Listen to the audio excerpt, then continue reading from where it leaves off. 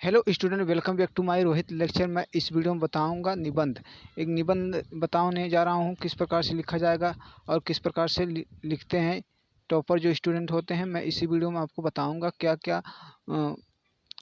क्या जो हेडिंग रहेगी आपकी, मैं इस वीडियो में बताऊंगा। ठीक है, तो देखिए, छात्र और अनुशासन एक निबंध लिया हूं और मैं इसको किस प्रकार से लिखा हूं, एकदम व्यवस्थित ढंग से लिखा हूं। तो आप लोग इस वीडियो के एंड तक जरूर देखना। जितने भी स्टूडेंट 2025 बोर्ड एग्ज़ाम देने वाले हैं, उनके लिए वीडियो इम्पोर्टेंट है, चाहे वो 12th हो चाहे 10th में हो। ठीक है, तो देखिए, आपको छात्र और अनुशासन आएगा एक निबंध क्वेश्चन पेपर में, तो आप उसी पर एक निबंध लिखना रहेगा। तो देखिए, आपको क्या करना पड़ेगा, रूपरेखा। रूपरेखा क्या होता है? रूपरेखा वही होता है जो आप निबंध की हेडिंग बनाकर कॉपी में लिखते हैं, वही रूपरेखा होता है। तो रूपरेखा में आपको हेडिंग जो मेन पॉइंट होती है, वही रूपरेखा हमारा होता है। तो देखिए, जो रूपरेखा क्या है, तो अनुशासन के तात्पर्य, यानी अनुशासन का जो तात्पर्य है, अनुशासन का क्या अर्थ है, इसको आपको लिखना रहेगा। यानी कि प्रस्तावना जिसको हम बोलते हैं, जिसको हम इंट्रोडक्शन बोलते हैं, उसी को हम कहेंगे अनुशासन से तात्पर्य। ठीक है, आपको ये हो गया प्रस्तावना। फिर दूसरा आपका हेडिंग आएगा व्यवहारिक महत्व। इसका क्या व्यवहारिक महत्व है। फिर जो तीसरा आएगा सामाजिक, और समाज में इसका क्या महत्व है छात्र अनुशासन का, तो आपको भी इसको लिखना रहेगा। फिर राजनैतिक महत्व, इसके बाद धार्मिक महत्व आएगा। फिर विद्यार्थी और अनुशासन, यानी विद्यार्थी और अनुशासन क्या है, इसको आप लोग जानेंगे। फिर लिखेगा क्लकूजन, यानी कि जो आपका उपसंहार है, उसको आपको लिखना रहेगा। तो देखिए, अनुशासन के तात्पर्य से हम देखते हैं क्या होता है। तो अनुशासन से तात्पर्य, यानी संस्कृत में शस धातु का अर्थ है शासन करना, अर्थात संदेश देना और उसका पालन करना। ठीक है, यानी संस्कृत जो धातु है शस, उसका अर्थ है शासन करना या आदेश देना। ठीक है, और उसका पालन करना ही शासन कहलाता है। तो अनु उपसर्ग है। ठीक है, अनु उपसर्ग है जिसका अर्थ है पश्चात। इस प्रकार से अनुशासन शब्द कहा है शासन के पीछे चलना, अर्थात सामाजिक, राजनीतिक तथा धार्मिक सभी प्रकार के आदेशों और नियमों को पालन करना ही शासन कहलाता है। ठीक है, शासन शब्द में दंड की भावना छिपी हुई है। शासन शब्द जो है, दंड की भावना छिपी हुई है, क्योंकि नियमों का निर्माण लोक कल्याण के लिए होता है। जो नियम हमारे यहाँ का होता है, वो लोक कल्याण के लिए होता है, यानी जनता के लिए होता है। जो नियम कानून होते हैं, उनको जनता के लिए करता है। ठीक है, लोक कल्याण के लिए, लोगों का कल्याण करने के लिए नियम कानून बना है।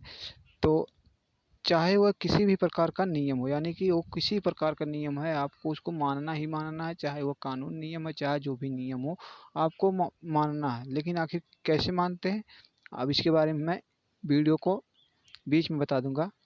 तो देखिए, उनका पालन करना उन सब व्यक्तियों के लिए अनिवार्य होता है। फिर आपका आ गया व्यवहारिक महत्व।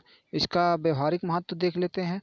देखिए, व्यवहारिक महत्व, जीवन में अनुशासन का होना अति आवश्यक है। अनुशासन के बिना व्यवहारिक जीवन ठीक चल ही नहीं सकता। यदि नियमों का उल्लंघन करेंगे तो सभी हमारे व्यवहार से असंतुष्ट हो जाएंगे। हमें अशिष्ट और असभ्य समझ लिया जाएगा। पग पग पर अपमान सहना पड़ेगा। हमारी कोई भी व्यवहार ऐसा नहीं होना चाहिए जो अनुशासनहीन, अर्थात अनियमित और अव्यवस्थित हो। यानी कि हमारा जो व्यवहारिक यही शब्द है कि हमको समाज में ऐसा रहना चाहिए कि व्यवहारिक जीवन ठीक ढंग से चलाना उसका, और जो समाज में नियम कानून चल रहे हैं उसको आप लोग पालन करना। ये नहीं कि मैं ऐसा शब्द बोल दूंगा, असभ्य बोल दूं कि उसका कोई अनुशासन नहीं है। ठीक है, वही कह रहा है कि असभ्य समझ लिया जाएगा। पग पग पर, यानी कि जगह जगह पर अपमान सहना पड़ेगा। हमारी कोई भी व्यवहार ऐसा नहीं होना चाहिए जो अनुशासनहीन, अर्थात अनिवार्य, नियमित, व्यवस्थित हो। फिर देखेंगे आपको नेक्स्ट जो सामाजिक महत्व में अनुशासन का भारी महत्व है। किसी समाज की व्यवस्था का ठीक तब ही रह सकती है जब उस समाज के सभी सदस्य अनुशासित, अर्थात नियमित हो। यदि समाज में अनुशासनता की आ गई है तो सारा समाज दूषित हो जाएगा, यानी कि सारा समाज दूसरी, उसके बाद सदस्य स्वेच्छाचारी हो जाएंगे, समाज छिन्न भिन्न हो जाएगा। यानी कि जो समाज में अनुशासितता आ जाती है, जो नियमित रूप से शासन से रहते हैं वो तो ठीक है, जो नियमित रूप से शासन में नहीं रहते हैं वो सब अपने मनमानी काम करेंगे तो कैसे समाज चलेगी, समाज में छिन्न भिन्न हो जाएगी। जैसे समाज में कोई 5-6 व्यक्ति बैठा, उसमें कोई कहेगा कि मुझे तो मार्केट जाना है, कोई कहेगा नहीं मुझे अभी तो बैठक हुई है, अभी तो आप लोग बैठिए और अपनी बातें रखिए। तो कोई कहेगा नहीं मुझे तो कहीं काम से जाना है। तो ऐसे सब लोग अपनी मनमानी करेंगे तो समाज पे बहुत ज़्यादा प्रभाव पड़ेगा, समाज छिन्न भिन्न हो जाएगा। तो इसीलिए कहा गया सामाजिक महत्व। ठीक है, अब देखते हैं आगे राजनैतिक महत्व देखते हैं। देखिए, राजनैतिक दृष्टि से तो किसी देश का आधार का अनुशासन होता है। जिस देश में अनुशासन नहीं होता है, सरकार की यह प्राथमिक जिम्मेदारी है कि वह सुनिश्चित करे कि उसके सभी नागरिकों को गुणवत्तापूर्ण स्वास्थ्य सेवाएं मिले, खास तौर पे समाज के लिए गरीब और वंचित वर्गों को। सरकार का भी यह भी काम है कि शासन से कि सरकार का यह भी प्राथमिक जिम्मेदारी है कि वह सुनिश्चित करे कि नागरिकों को गुणवत्तापूर्ण स्वास्थ्य सेवाएं मिले, खास तौर पर समाज के गरीब और वंचित वर्गों को। फिर आइए देखते हैं हम विद्यार्थी और अनुशासन का संबंध देखते हैं। अनुशासन जीवन के प्रत्येक क्षेत्र में आवश्यक है। प्रश्न यह उठता है कि अनुशासन का भावना जगाई कैसे जाए। ठीक है, प्रश्न ये भी उठता है कि अनुशासन की जो भावना है उसको कैसे जगाई जाए।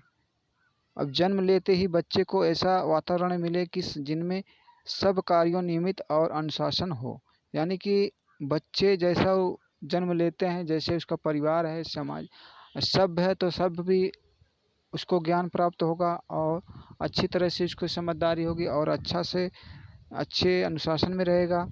तो वही कहा जा रहा है कि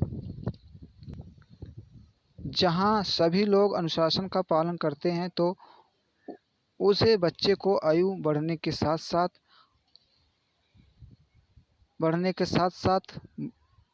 ठीक है, सॉरी दोस्तों, बढ़ने के साथ साथ अनुशासन का अभ्यास हो जाता है। इसके बाद में विद्यार्थी जीवन में इस भावना को विकास कर अवसर मिलता है। अब इसका कंक्लूजन देखते हैं दोस्तों। सारांश यह है कि दोस्तों सॉरी, मैं चाहता हूं कि यहाँ पर बहुत तेज़ी से हवा चल रही है, इसी कारण पेपर थोड़ा उड़ जा रहा है, तो मैं पढ़ाने में थोड़ा असमर्थ हूँ।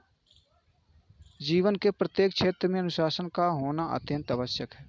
सॉरी दोस्तों, पेपर उड़ जा रहा है, मैं आपको पढ़ाने में असमर्थ हूँ। अब वीडियो को यहीं एंड करते हैं। अगर समझ में आया तो कमेंट करिए, नहीं समझ में आया तो डिसलाइक करिए और अन्यथा क्या बोलते हैं सब्सक्राइब वगैरह करिए आप लोग और ज़्यादा से ज़्यादा शेयर करिए।